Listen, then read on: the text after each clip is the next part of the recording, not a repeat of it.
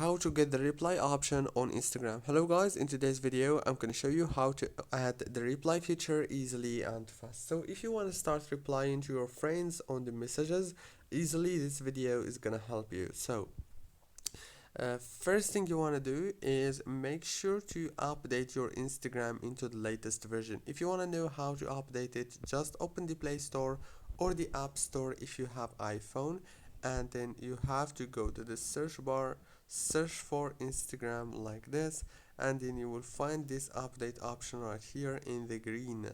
And after you click on it, your Instagram is going to be updated and you will get the reply option. If the problem still not solved yet, then you have to open the settings on your phone and then go to the apps manager, open the apps, go to Instagram, click on force stop, and then go to the storage, click on clear data, clear cache, and that's it. Now if the problem still didn't solve yet, then you have to uninstall Instagram and then reinstall it again from zero. Don't forget to like, subscribe.